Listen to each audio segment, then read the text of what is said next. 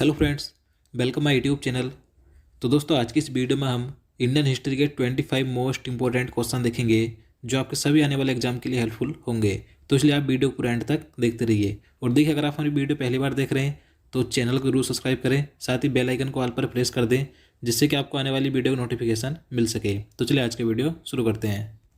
तो यहाँ पर पहला क्वेश्चन है, स्वतंत्र भारत के प्रथम गवर्नर जनरल कौन थे? तो देखिए, सबसे पहले बता दूं, अगर आप किसी भी क्वेश्चन का आंसर जानते हैं तो आप नीचे कमेंट बॉक्स में जरूर बताएं।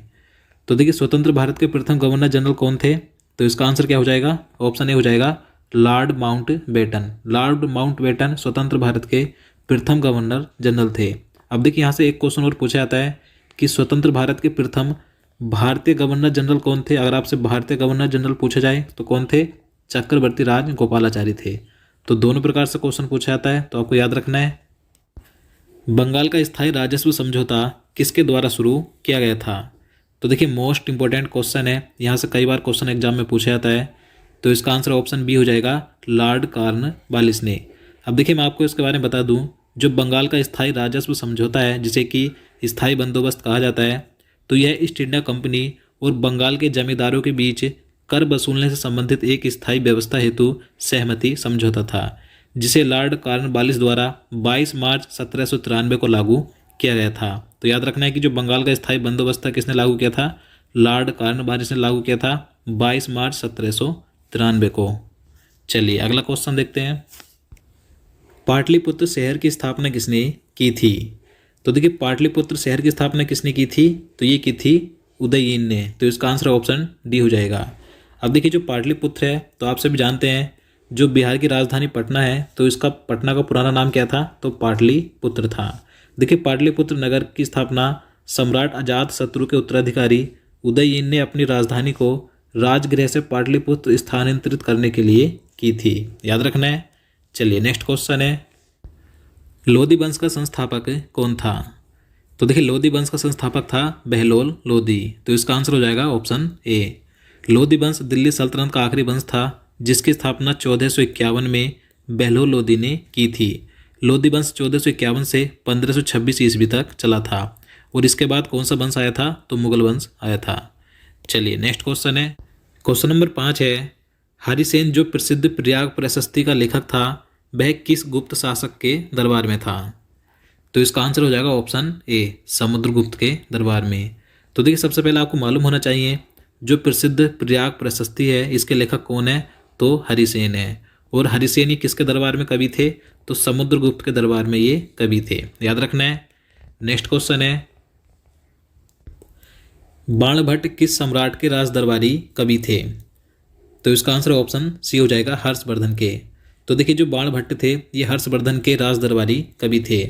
अब देखिए, जो बाणभट्ट हैं, इनके दो प्रमुख ग्रंथ हैं जो कई बार पूछे जाते हैं, जो कि संस्कृत भाषा में है। तो उनका नाम क्या है? हर्षचरितम और कादम्बरी। ये बाणभट्ट द्वारा लिखे गए दो महत्वपूर्ण ग्रंथ हैं, तो जरूर याद रखना है। क्वेश्चन नंबर 7 है, 261 ईसा पूर्व में सम्राट अशोक ने कलिंग विजय के पश्चात क्या किया था? तो इसका आंसर ऑप्शन सी हो जाएगा, बौद्ध धर्म को अपनाकर उसका प्रचार प्रसार किया था। तो देखिए, कलिंग विजय सम्राट अशोक की आखिरी विजय थी। देखिए, इस लड़ाई के बाद सम्राट अशोक के जीवन पर बहुत प्रभाव पड़ा था और उसने अहिंसा, सत्य, प्रेम, दान, परोपकार का रास्ता अपना लिया था। अशोक बौद्ध धर्म का अनुयायी बन गया था और उसने बौद्ध धर्म का प्रचार प्रसार किया था। तो याद रखना है। चलिए नेक्स्ट क्वेश्चन है, नंद वंश का अंतिम शासक यानी कि अंतिम सम्राट कौन था? तो देखिए, नंद वंश का अंतिम शासक था घनानंद। तो इसका आंसर ऑप्शन बी हो जाएगा। और देखिए, नंद वंश की स्थापना किसने की थी? तो महापद्म नंद ने की थी। याद रखना है। त्रिपिटक किस धर्म का ग्रंथ है? तो देखिए, आपसे भी जानते हैं त्रिपिटक के बारे में, ये किस धर्म का ग्रंथ है? तो ये बौद्ध धर्म का ग्रंथ है। तो इसका आंसर ऑप्शन ए हो जाएगा। देखिए, त्रिपिटक बौद्ध धर्म का एक प्राचीनतम ग्रंथ है, जिसमें भगवान बुद्ध के उपदेश संग्रहित हैं। याद रखना है। चलिए नेक्स्ट क्वेश्चन है, क्वेश्चन नंबर 10 है, 1878 का वर्नाकुलर प्रेस एक्ट किसने रद्द किया था? तो देखिए, महत्वपूर्ण प्रश्न है। तो इसका आंसर ऑप्शन डी हो जाएगा, लॉर्ड रिपन ने। अब देखिए, इसके बारे में बता दूं, जो वर्नाकुलर प्रेस एक्ट है, तो ये शुरू किसने किया था? तो वायसराय लॉर्ड लिटन द्वारा 1878 में शुरू किया गया था, यानी कि पास किया गया था। और इसे रद्द किसने किया था, यानी कि इसे समाप्त किसने किया था, तो लॉर्ड रिपन ने समाप्त किया था 1882 में। तो आपको दोनों याद रखने, शुरू किया था लॉर्ड लिटन ने और समाप्त किया था लॉर्ड रिपन ने। चलिए नेक्स्ट क्वेश्चन देखते हैं। भूदान आंदोलन किसने प्रारंभ किया था, तो इसका आंसर हो जाएगा ऑप्शन सी, विनोबा भावे ने। तो देखिए भूदान आंदोलन संत विनोबा भावे द्वारा सन 1951 में आरंभ किया गया स्वैच्छिक भूमि सुधार आंदोलन था। तो याद रखना है कि भूदान आंदोलन किसने शुरू किया था, विनोबा भावे ने। भारत में गुलाम वंश का संस्थापक कौन था, तो देखिए काफ़ी आसान क्वेश्चन है, आपसे भी जानते हैं गुलाम वंश का संस्थापक कौन था। तो आप इसका आंसर नीचे कमेंट बॉक्स में जरूर बताएं। तो इसका आंसर हो जाएगा ऑप्शन सी, कुतुबुद्दीन ऐबक। कुतुबुद्दीन ऐबक ने गुलाम वंश की स्थापना 1206 में की थी, याद रखना है। चलिए नेक्स्ट क्वेश्चन है। भारत की आज़ादी के समय कांग्रेस के अध्यक्ष कौन थे, तो देखिए जब भारत आज़ाद हुआ था तो उस समय भारतीय राष्ट्रीय कांग्रेस के अध्यक्ष कौन थे, तो JB कृपलानी थे। तो इसका आंसर ऑप्शन बी हो जाएगा। चलिए नेक्स्ट क्वेश्चन है। मुस्लिम लीग ने मुक्ति दिवस कब मनाया था, तो इसका आंसर ऑप्शन ए हो जाएगा 1939 ईस्वी में। तो देखिए मुस्लिम लीग ने मुक्ति दिवस 22 दिसंबर 1939 को मनाया था, याद रखना है। चलिए अगला क्वेश्चन है। लाख बख्श के नाम से जाने जाने वाला भारतीय शासक कौन था, तो देखिए महत्वपूर्ण प्रश्न है। तो इसका आंसर ऑप्शन बी हो जाएगा कुतुबुद्दीन ऐबक। देखिए जो कुतुबुद्दीन ऐबक था यह लाखों में दान किया करता था, तो इसलिए इसे लाख बख्श के नाम से जाना जाता था, तो याद रखना है। चलिए आगे देखते हैं। निम्नलिखित में से दिल्ली का पहला तुगलक सुल्तान कौन था, तो इसका राइट आंसर ऑप्शन ए हो जाएगा गयासुद्दीन तुगलक। तो देखिए तुगलक वंश का पहला शासक कौन था, तो गयासुद्दीन तुगलक था। गयासुद्दीन तुगलक ने 1320 में तुगलक वंश की स्थापना की थी। देखिए तुगलक वंश ने दिल्ली पर 1320 से 1414 ईस्वी तक शासन किया था, याद रखना है। अगला क्वेश्चन है। 1932 के पूना समझौते के साथ किसका सीधा संबंध है, तो देखिए ये क्वेश्चन मोस्ट इंपॉर्टेंट है। 1932 में जो पूना समझौता हुआ था इसके बारे में कई बार एग्जाम में क्वेश्चन पूछा जाता है। तो देखिए इसका संबंध किससे था पूना समझौते का, तो भारतीय दलित वर्ग से था। तो इसका आंसर ऑप्शन डी हो जाएगा। देखिए जो पूना पैक्ट यानी कि पूना समझौता है तो यह भीमराव अंबेडकर एवं महात्मा गांधी जी के मध्य पुणे की यरबदा सेंट्रल जेल में 24 सितंबर 1932 को हुआ था। तो आपको इसके बारे में सही पॉइंट याद रखने हैं, सभी महत्वपूर्ण हैं। चलिए अगला क्वेश्चन देखते हैं। क्वेश्चन नंबर 18 है। हंटर कमीशन की रिपोर्ट में किसके विकास पर विशेष जोर दिया गया था, तो इसका आंसर ऑप्शन ए हो जाएगा प्राथमिक शिक्षा पर जोर दिया गया था। तो देखिए इसके बारे में बता दूं, लॉर्ड रिपन ने 1882 में सर विलियम हंटर की अध्यक्षता में एक आयोग गठित किया था। तो इन्हीं के नाम पर इसे हंटर कमीशन कहा गया।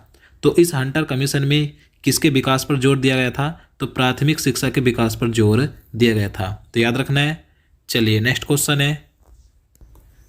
बिहार राज्य के सासाराम शहर में किस प्राचीन सम्राट का मकबरा स्थित है, तो इसका आंसर ऑप्शन ए हो जाएगा शेर शाह सूरी का। तो देखिए शेर शाह सूरी का मकबरा कहाँ पर है, तो बिहार राज्य के सासाराम में है, तो याद रखना है। अगला क्वेश्चन है। नालंदा विश्वविद्यालय की स्थापना का श्रेय यानी कि स्थापना किसके द्वारा की गई थी, तो देखिए नालंदा विश्वविद्यालय की स्थापना का श्रेय गुप्त शासक कुमार गुप्त प्रथम को जाता है। तो इसका आंसर ऑप्शन ए हो जाएगा कुमार गुप्त ने। नेक्स्ट क्वेश्चन है। अहमदनगर की किस रानी ने सम्राट अकबर का विरोध किया था, तो इसका आंसर ऑप्शन सी हो जाएगा चांद बीबी ने। तो देखिए जो चांद बीबी है तो यह अहमदनगर के हुसैन निजाम शाह प्रथम की बेटी थी। देखिए चांद बीबी को सबसे ज़्यादा सम्राट अकबर की मुगल सेना से अहमदनगर की रक्षा के लिए जाना जाता है। यानी कि चांद बीबी ने सबसे ज़्यादा किसका विरोध किया था, तो अकबर की मुगल सेना का विरोध किया था अहमदनगर की रक्षा के लिए, तो याद रखना है। चलिए अगला क्वेश्चन है। क्वेश्चन नंबर 22 है। अलाई दरवाजे का निर्माण किस सुल्तान ने करवाया था, तो देखिए दिल्ली के अलाई दरवाजे का निर्माण किसने कराया था, तो अलाउद्दीन खिलजी ने कराया था। तो इसका आंसर ऑप्शन बी हो जाएगा। अगला क्वेश्चन है। तैमूर के आक्रमण के बाद भारत में किस वंश का राज स्थापित हुआ था, तो इसका आंसर ऑप्शन ए हो जाएगा सैयद वंश का। तो देखिए तैमूर लंग ने यानी कि तैमूर ने 1398 में भारत पर आक्रमण किया था। इसके बाद सैयद वंश की स्थापना 1414 में खिज्र खान ने की थी, जिसे तैमूर ने मुल्तान का राज्यपाल नियुक्त किया था। तो याद रखना है। नेक्स्ट क्वेश्चन है, किस शासक ने बौद्धों के लिए विख्यात विक्रमशिला विश्वविद्यालय की स्थापना की थी? तो इसका आंसर ऑप्शन बी हो जाएगा धर्मपाल ने। तो देखिए 8वीं शताब्दी में पाल वंश के शासक धर्मपाल द्वारा बिहार प्रांत के भागलपुर में विक्रमशिला विश्वविद्यालय की स्थापना की गई थी। याद रखना है। अगला क्वेश्चन है, भगवान महावीर का प्रथम शिष्य कौन था? तो देखिए भगवान महावीर का प्रथम शिष्य कौन थे? तो जमाली थे। तो इसका आंसर ऑप्शन ए हो जाएगा। और देखिए भगवान महावीर जैन धर्म के कौन से तीर्थकर थे? कई बार पूछा जाता है। तो ये जैन धर्म के अंतिम 24वें तीर्थकर थे। याद रखना है। तो दोस्तों आज के लिए इतना ही। उम्मीद करता हूँ आपको वीडियो पसंद आया होगा। अगर आपको वीडियो अच्छा लगा हो, आपके लिए हेल्पफुल हो, तो प्लीज़ वीडियो को लाइक और शेयर करना, साथ ही चैनल को भी सब्सक्राइब कर लेना। तो चलिए मिलते हैं नेक्स्ट वीडियो में। जय हिंद, जय भारत।